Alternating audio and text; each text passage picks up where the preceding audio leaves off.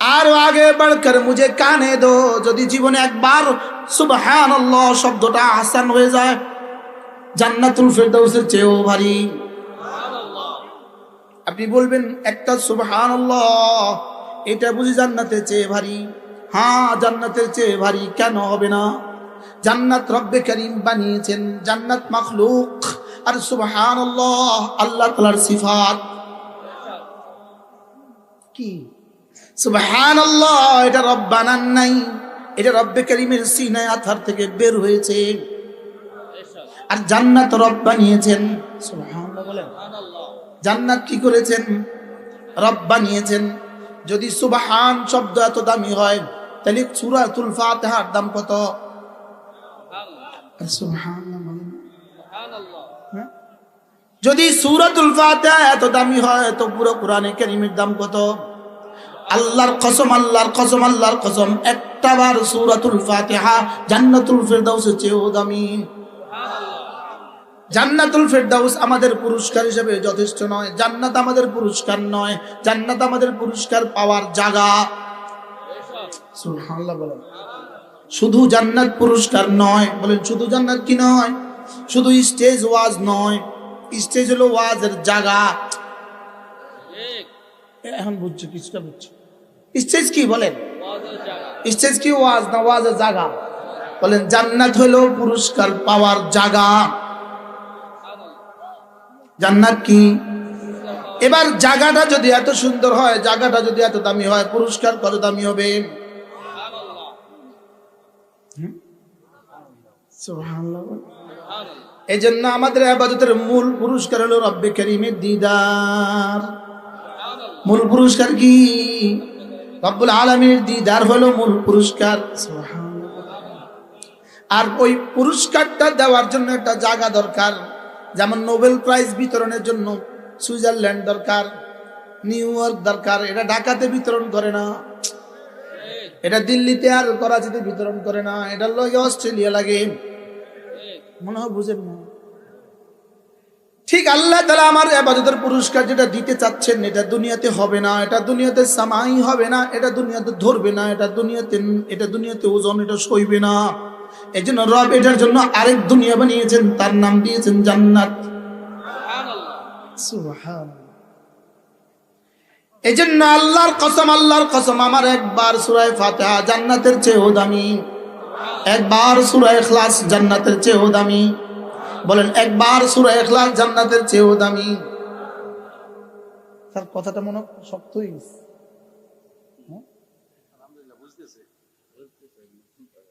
হ্যাঁ হ্যাঁ হ্যাঁ, কন্যা কন্যা বুঝে কন্যা কসই শুদ্ধভাবে হতে হইলেও দেখছেন, যেটা এতটা দামি, এতটা দামি, এতটা দামি, এতটা দামি, এতটা দামি, সেজন্য আপনি যদি শুধু যদি একটা হরফের জন্য একদিন দিতেন, 29টা হরফের জন্য যদি 29 দিন দিয়ে দিতেন, হয়ে যেত। আপনার 29 বছরেও কেন পারেননি? দাম বুঝি নাই, এজন্য পারি নাই। বাস্তব না বাস্তব বলেন? দাম বুঝি নাই, এজন্য পারি নাই। এবার যেমন ধরেন একটা হাদিস পড়ি আপনাকে, লা সাজদাতুন ওয়াহিদাতুন খায়রুম মিনাদ দুনিয়া ওয়া মা ফিহা। একটা সেজদা দুনিয়ার মধ্যে যা আছে তার চেয়েও দামি। আচ্ছা এবার বলুন তো দেখি, দুনিয়ার মধ্যে যা আছে তার চেয়েও যদি দামি হয়, দুনিয়ার মধ্যে যা আছে তার চেয়েও যদি ভারী হয়, এটা 7 আসমানের উপরে রেখে দিলে 7 আসমান থাকবে না, ভেঙে যাবে। সুবহানাল্লাহ। কি ভাই আশ্চর্য না? 4 বছরের বাচ্চার মাথার যদি 40 কিলোর একটা বস্তা দিয়ে দেন, ও কি থাকবে না মরে যাবে? তাহলে খায়রুম মিনাদ দুনিয়া ওয়া মা ফিহা যদি আসমানের উপরে রেখে দেন, তাহলে আসমান কি থাকবে না ভেঙে যাবে? এজন্য হযরত মাওলানা জুলফিকার আলী নকশবন্দি রাহিমাহুল্লাহ তাআলা, গতকাল পর্যন্ত বলতাম দামাত বারাকাতুহুম, আজকে বলতে হবে রাহিমাহুল্লাহ। হযরত মাওলানা জুলফিকার আলী নকশবন্দি রাহিমাহুল্লাহ তাআলা তিনি বলেন, যদি একবার সুবহানাল্লাহ নেকি আসমানে রেখে দিত, 7 আসমান ভেঙে যেত। লেকিন যে না বুঝে মনে মনে তারে বুঝাবে কোনজনে? যে না বুঝে মনে মনে তারে বুঝাই পারে কনে? যে না বুঝে মনে মনে তারে বুঝাবে কে? যেই নামাজি পাঠ করিবে তিনবার তিনবার তিন কুল, সকাল সন্ধ্যায় পাঠ করিলে যথেষ্ট হবে 2 কুল। আমি বলি বন্ধু, মিন শাররিল ওয়াসওয়াসিল খান্নাস, এটা এমন একটা শব্দ পৃথিবীর যে কোনো যুবক যদি ইয়াকিন করে বানায়, আল্লাহর ইয়াকিন বানায় যদি এটা পড়ে, আল্লাহর কসম এই শব্দটাই তাকে পৃথিবীর সমস্ত গুনাহ থেকে ফিরিয়ে দিবে। মিন শাররিল ওয়াসওয়াসিল খান্নাস, শয়তান যে আমাকে ওয়াসওয়াসা দেয়, তার ওয়াসওয়াসা থেকে আমি আপনার কাছে পানা চাই। পৃথিবীর সমস্ত গুনাহ হয় শয়তানের কারণে। কল্পনা করেন তাবিজের মধ্যে কি আছে, সুবহানাল্লাহ বলে। এই জন্য আমার কাছে যখন নিয়ে আসে, হুজুর ছেলেটা কথা শুনে না, আমি চুপ চুপ ওকে সবক দিয়ে দিই, ইখলাস ফালাক নাস লাগাও। হুজুর জিনে ধরছে, ইখলাস ফালাক নাস লাগাও। কি বলছি, আজীব না? হাতের মুঠে আছে না নাই? হাতের কাছে আছে না নাই? আপনি পড়ছেন না, আমি কি করবো? ফালা তালুমুনি, আমাকে বচ্চনা দিও না, আমি তো সব তোমাদেরকে বলে দিয়েছি। বলছে না বলেন, তা আমি করছি না কেন? এরপরে আল্লাহ নবী বলেন, কোন মানুষ যদি ঘুমাবার সময় পড়ে 33 বার সুবহানাল্লাহ, ঘুমাবার সময় 33 বার আলহামদুলিল্লাহ, ঘুমাবার সময় 34 বার আল্লাহু আকবার, রাসূল বলেন এভাবে হয়ে যাবে 33 34 বার 100 বার, মিজানে উঠে যাবে 1000 বার, পুরস্কার দিবে দাখালাল জান্নাহ, সোজা জান্নাতে চলে যাবা। কেমনে পড়বেন? কেমনি? হ্যাঁ, এই আপনি এটা করতে গেছেন কেন? সুবহানাল্লাহ, আলহামদুলিল্লাহ বলে, আলহামদুলিল্লাহ। সূর্য ডুবার দেশে গেছি, সূর্য ডুবার দেশে, সূর্য উঠার দেশে গেছে, হুজুর আপনার বয়ান থেকে শিখছি। আলহামদুলিল্লাহ, যখনই পড়বো একটি শেষে একবার সুবহানাল্লাহ সুবহানাল্লাহ সুবহানাল্লাহ, আলহামদুলিল্লাহ আলহামদুলিল্লাহ আলহামদুলিল্লাহ, আল্লাহু আকবার আল্লাহু আকবার আল্লাহু আকবার। পড়বো তো এভাবে না আগের মতো শোনা একটি শেষে সূরা ইখলাস কোন না বানান, বিছানা বানান। সূরা ইখলাসের একটা সর্বোচ্চ বৈশিষ্ট্য হলো, সূরা ইখলাস যে বেশি বেশি পড়বে রব তাকে তাওহীদে খালেস দিয়ে দিবে, পৃথিবীর সব ফন্ডামি থেকে রব তাকে নাজাত দিবে। সুবহানাল্লাহ, পৃথিবীর সমস্ত বাতিল মতাদর্শ থেকে রব তাকে বাঁচাবে, রব তাকে বাঁচাবে সমস্ত বাতিল মতাদর্শ থেকে। কি এক শব্দ আহাদ, বলেন আহাদ, আবার বলেন আহাদ, আহাদ, আহাদ ফি দাতিহি, আহাদ ফি সিফাতিহি, আহাদ ফি ইলমিহি, আহাদ ফি ইরাদাতিহি, আহাদ ফি কাইয়ুমিয়তিহি, আহাদ ফি ইতাইহি, আহাদ ফি আতাইহি, আহাদ ফি মানইহি।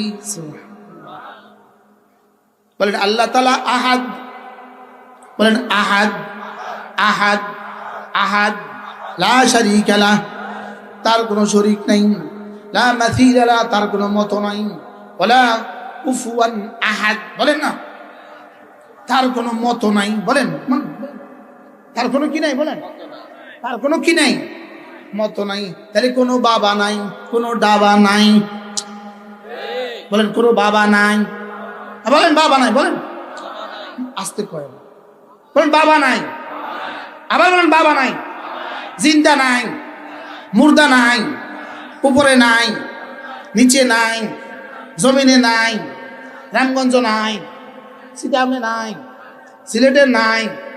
তাহলে সূরা ইখলাস আপনাকে কি কি শেখায়? ওয়ালাম ইয়াকুল লাহু, পড়ে না, ওয়ালাম ইয়াকুল লাহু কুফুয়ান আহাদ, রব দিতে পারেন কাউকে ছাড়া, রব দিতে পারেন কাউকে ছাড়া। আমাকে সন্তান দিতে তিনি মাজারের মুহতাজ না, আমাকে সন্তান দিতে তিনি কারোর মুহতাজ না, কি কারোর মুহতাজ? আমাকে সন্তান দিতে তিনি পারেন না, পারেন না। আমাকে চাকরি দিতে তিনি পারেন না, পারেন না? আমাকে ইজ্জত দিতে তিনি পারেন না, পারেন না? তাহলে আর কখনো মাজারের কাছে গিয়ে হাত পাতবো না। কোন ইনশাল্লাহ, কোন ইনশাল্লাহ। আর কখনো মাজারের কাছে গিয়ে কি করবো না? হাত পাতবো না। মাজারের কাছে গিয়া কেমনি কত কথা কইতাম কি ভাই। আচ্ছা, কেন যাবে মাজারে? যদি ওই বেটার কাছে যদি সব থাকে, তো ওই বেটা টুকরি দিয়ে টাকা খোঁজে কেন? মনে বুঝেন না? ওখানে দান বাক্স আসেনি, তো ও বেটার কাছে না সব আছে, তো দান বাক্স লাগাইলো কেন? মনে হয় বুঝেন নাই। তাহলে বলেন মাজার, বলেন মাজার, কোন আল্লাহ ওয়ালাদের কবর যদি কোথাও পান, জিয়ারত করবেন, কিন্তু সেখানে মান্নত করা যাবে না। বলেন কি করা যাবে না? বলেন সেজদা করা যাবে না। বলেন মান্নত করা যাবে না, সেজদা করা যাবে না। ওই কবরওয়ালা কিছু দিতে পারে না। কারণ কবরওয়ালা কিছু দিতে পারে না, কবরওয়ালা কিছু করতে পারে না, কবরওয়ালা কিছু দিতে পারে না। এই সব আকীদা আল্লাহ তাআলা আমার দিল থেকে, সমস্ত ভ্রান্ত আকীদা আল্লাহ দিল থেকে বের করে দিবে যদি কেউ সূরা ইখলাসের উপরে ইয়াকিন করে। সুবহানাল্লাহ। এটা সূরা ইখলাসের বৈশিষ্ট্য। সুবহানাল্লাহ বলে আল্লাহ নবী বলেন, কোন মানুষ যদি ফজরের পরে আর মাগরিবে পরে সূরা ইখলাস পড়ে 3 বার, সূরা ফালাক পড়ে 3 বার, সূরা নাস পড়ে 3 বার, রাসূল বলেন 3 বার সূরা ইখলাস, 3 বার সূরা ফালাক, 3 বার সূরা নাস, আল্লাহ নবী বলেন তাজজিকা মিন কুল্লি শাই। আমি নবী কথা দিলাম এই 3টা সূরা তোমার জীবনের জন্য যথেষ্ট। যেই নামাজি পাঠ করিবে 3 বার 3 বার 3 কুল, সকাল সন্ধ্যায় পাঠ করিলে যথেষ্ট হবে 2 কুল। পড়বো তো? বলেন সূরা ইখলাস কতবার, সূরা ফালাক কতবার, সূরা নাস কতবার? আল্লামা ইবনে কাইয়িম আল জাওজিয়া আলাইহি রাহমাতুল্লাহ লিখছেন, ইবনে কাইয়িম আল জাওজিয়া তিনি লিখছেন, সূরা ইখলাস আর সূরা ফালাক আর সূরা নাস একজন মুমিনের জন্য কতটা জরুরি। তিনি বলেন তার নিঃশ্বাসের চেয়ে বেশি জরুরি। বলেন নিঃশ্বাসের চেয়ে বেশি জরুরি। সুবহানাল্লাহ বলে না? স্যার মিন শাররি মা খালাকা, আল্লাহ আপনি যা যা বানিয়েছেন সবকিছুর মধ্যে যত ক্ষতি রেখে দিয়েছেন, সমস্ত ক্ষতি থেকে আমি আপনার হেফাজতের চাদরে ঢুকে গেলাম। আমার যদি কেউ জিজ্ঞেস করে, যদি আজকে ভয়েস অফ আমেরিকা যদি আমার কাছে সাক্ষাৎকার নেয়, আচ্ছা বলুন তো দেখি ইসলামে ভূমিকম্প থেকে বাঁচার কোনো তাবিজ আছে কিনা, আমি বলবো ইখলাস ফালাক নাস। আরে সুবহানাল্লাহ। মিন শাররি মা খালাকা এর মধ্যে কি আছে? সব আছে। এর মধ্যে কি আছে? কি ভাই হুজুর আলগা পাইছে তো তাবিজ দেন, তোমার কাছে তো তাবিজ আছে, তুমি বড় না কেন? মিনাল জিন্নাতি ওয়ান নাস আছে না নাই? বলেন। তাহলে এই 3টে সূরা পড়বো তো ইনশাআল্লাহ। কটা? কি কি? কখন? ফজরে পরে কয়বার কয়বার কয়বার? ফজরে পরে পড়বো 3 বার 3 বার 3 বার, জোহরে পড়বো একবার একবার একবার, আসরে পড়বো একবার একবার একবার, মাগরিবে পড়বো 3 বার 3 বার 3 বার, এশায় পড়বো একবার একবার একবার, ঘুমাবার সময় পড়বো একবার একবার একবার। এরপরে যখন মনে চায় তখন পড়বেন। সুবহানাল্লাহ বলেন। যখন মনে চায় কি? আল্লাহ। হ্যাঁ কি কয় বাবা? কি কয় বাবা? কি বলে? তাহলে তার আইন লাগতো না, মোবাইল দেখাই দিবেন। আপনার মোবাইল চাই এমনটা শিখছি আলহামদুলিল্লাহ। জান্নাতি মানুষের পরিচয় 7টা। বলেন জান্নাতি মানুষের পরিচয় কয়টা? 1 নাম্বার পরিচয়, এরা না খুশুয়ের সাথে নামাজ পড়ে। এদের নামাজ দেখলে মনে হয় যে সে আল্লাহ তাআলার সামনে দাঁড়িয়ে আছে। নামাজ দেখলে মনে হয় সে যেন আল্লাহ তাআলার সামনে দাঁড়িয়ে আছে। হযরত আলী রাদিয়াল্লাহু তাআলা যখনই ওযু করতেন, ওয়াকাদ তাতালাওয়ান ওয়াজহু, চেহারা রক্তিম হয়ে যেত। সাথীরা জিজ্ঞেস করলেন, হযরত ওযু করার সময় আপনি ভয়ে চেহারা লাল হয়ে যায় কেন? তিনি বলতেন, আমা তাদরুন ইনদা আমামি মান আকুম, জানো না আমি এখন কার সামনে দাঁড়াবো? তোমরা কি জানো না আমি এখন কার সামনে দাঁড়াবো? এজন্য নামাজের ব্যাপারে রব্বে কারীমের 4টা সিদ্ধান্ত। 1 নাম্বার ইকামতে সালাহ, 2 নাম্বার খুশু ফি সালাহ, 3 নাম্বার হেফাজতে সালাহ, 4 নাম্বারে দাওয়ামে সালাহ। কয়টা বলেন? অক্সিজেন যেমন দাওয়াম, নামাজ তেমন দাওয়াম। মনে হয় বুঝেন না। অক্সিজেন কি? দাওয়াম দাওয়াম দাওয়াম। অক্সিজেন যেমন কন্টিনিউয়াস, নামাজ কন্টিনিউয়াস। এটা ফজর আছে জোহর নাই, জোহর আছে আসর নাই, এই নামাজ নামাজ না। না কি বলছি বলেন? এই নামাজ কি না? এই নামাজ নামাজ না। এই নামাজ নামাজ না, ওই নামাজ নামাজ না। ওয়াল্লাযীনা হুম আলা সালাতিহিম দাঈমুন ওয়াল্লাযীনা হুম আলা সালাওয়াতিহিম ইউহাফিজুন ওয়াল্লাযীনা হুম ফি সালাতিহিম খাশিউন আল্লাযীনা ইউকিমুনাস সালাহ। কয়টা লাগবে? চারটা। বলেন ইকামতে সালাহ, বলেন ইকামতে সালাহ, বলেন। এবার বলবেন ইকামতে সালাহ হবে কি দিয়া? ইকামতে সালাহ হবে কিরাত শুদ্ধ হয় নাই, তার জীবনেও তার এই নামাজ ইকামতে সালাহ হয় নাই। মনে হয় কষ্ট পাইছে। যেমন একটা বর্ণ আছে হা, বলেন তো। হা যার অশুদ্ধ, তার বিসমিল্লাহ অশুদ্ধ, তার সূরা ফাতিহা অশুদ্ধ, তার রুকু অশুদ্ধ, তার সিজদা অশুদ্ধ, তার সব অশুদ্ধ।